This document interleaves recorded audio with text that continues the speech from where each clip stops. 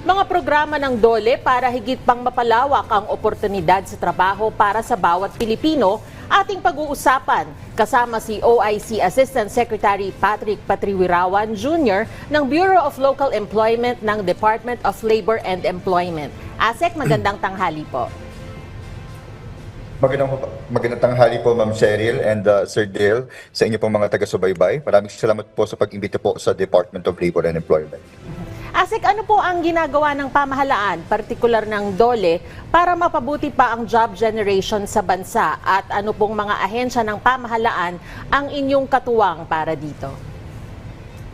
Maraming salamat po, Ma'am Cheryl. Para po sa job generation natin, alam naman po natin na meron po tayong Trabaho para sa Bayan, Interagency Council.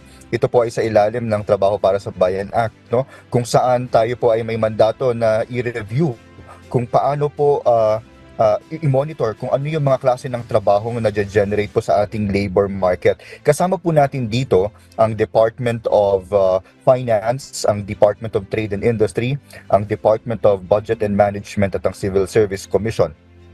Importante pong mga ahensya natin ito dahil sila po ang magbibigay sa atin ng impormasyon kung ano po yung mga datos or mga opportunities na makikreate sa pareho pong public and private sectors. ASEC, ano naman po yung programa ng DOLE para sa mga kabataan, lalo na at may mga bagong batch na magsisi-graduate ngayong taon? Maraming salamat po, ASEC. Actually po, ang Bureau of Local Employment ay nag-i-implementa po ng mga programa para sa ating kabataan. May 3 po kaming nakatutok sa ating mga kabataan. Unang-una po dyan, yung ating Youth Employability Programs. Kasama po dyan yung Government Internship Program at Special Program for Employment of Students. Kasama rin po ang Job Start Program. Itong 3 programa po ito ay naglalayo na mapabilis, no, ay yung pagkakaroon po ng skills at competencies po ng ating mga kabataan na angkop sa pangangailangan po ng industriya. At gayon din po tinutulungan ng mga programang ito na mapabilis din po yung paghahanap nila ng trabaho at ma-absorb po sa mga respective partner agencies po natin. Kasama po diyan, meron po tayong programang tinatawag nating Career Development Support. Ito po ay sa pakikipag-ugnayan din sa iba-ibang mga ahensyang may kinalaman po sa pagde-develop ng ating mga kabataan. Kasama po ang DepEd at CHED, kung saan binibigyan natin ng counseling services or coaching services sa mga kabataan kung ano yung mga updated po natin ng mga labor market information na kailangan po ng ating youth para mag-decide kung anong career path ang pwede nilang tahakin. And finally po, meron po tayong First Time Job Seekers Assistance Act kung saan nagbibigay po tayo ng libre na mga pre-employment documentary requirements. Waive po lahat ng expenses po dito para po sa ating mga first-time job seekers. ASEC, pakipaliwanag naman po itong collaboration ng DOLE at TESDA at ng International Labor Organization. Gaano po kalaking partnership po ito para sa skills jobs? Yes po, noong April 4 po ay nakipag-meet po ang DOLE, TESDA at ang ILO, no, kung saan nakipag-ugnayan po tayo sa ating development partner, ang International Labor Organization, at nag-update po ng mga programa at mga proyekto po na isinasagawa natin in collaboration with ILO. Kasama po dito yung meron po tayong project on employment forecasting kung saan kumukuha tayo ng expert advice mula po sa ILO kung ano yung mga modelong ginagamit ng ibang bansa para po ma-forecast yung skills and even yung employment po sa iba-ibang mga sektor. At ito po ay naka-align sa ating mga strategies and priorities po sa ilalim po ng Labor and Employment Plan. Kasama rin po dito yung ating Global Accelerator Program kung saan ang Pilipinas po ay naging pathfinder at nagkaroon po tayo ng access sa iba-ibang mga technical services or support na makukuha po natin sa ating partner agencies. ASEC, ano naman po yung mahakbang ng pamahalaan para makapag-adapt naman makapag-adapt ang Pilipinas sa digital transformation? Kumusta po yung mga programa para sa upskilling and reskilling ng mga manggagawang Pinoy?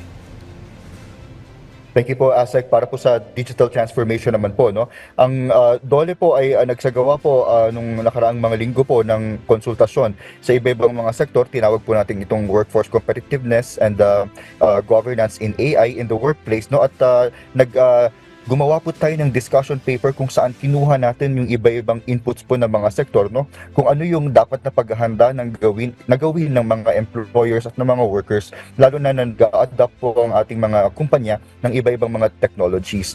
Kasama din po dito yung ating mandato sa Digital Workforce Competitiveness Act, kung saan kailangan po nating magsagawa ng digital skills mapping at siguruhin po, no, na meron pong ready na mga skills, digital skills ang ating mga kababayan. Ano pang mga interventions ang kakailanganin nila upang maging handa po tayo sa pag-adapt po ng mga enterprises ng digital transformation. Asik, kamusta naman po ang mga inilulunsad na job fair ng pamahalaan? Gaano po ba karami usually ang naha-hire on the spot? Yes po, sa pinaka-latest po natin na report, no, mula po nung Enero hanggang ngayong Abril, meron na po tayong 128 job fair activities na naisagawa. At umabot na po tayo sa 244,000 na mga vacancies solicited from our partner employers na umabot po sa 2,253. At nagkaroon po tayo ng 3,572 po na hired on the spot. Ito po ay mga report mula sa iba't ibang rehiyon po natin ng DOLE. At makikita po natin, no, na yung participation po ng ating mga kababayan sa isinasagawa po nating job fair activities mula po sa mandato ng ating direktiba po ng ating Pangulo, no, ay sinisiguro po natin, no, na malilink po natin ang ating mga kababayan sa iba-ibang mga government services. Kasama na po dito yung iba pang partner agencies natin katulad po ng DSWD at ng DOH. Asek, ano po mga sektor ang mataas ang demand sa employment ngayon? Yes po, actually po kanina po tinitignan ko lang din po yung report natin, no. Batay po sa latest report natin, ang nakikita po nating mga industries kung saan may mataas na vacancies po ay ang IT, BPM, transport and logistics, hotel and restaurant, manufacturing, and even wholesale and retail trade industries po. Asik, mensahe nyo na lang po sa mga manggagawang Pilipino na nakatutok po sa atin ngayon.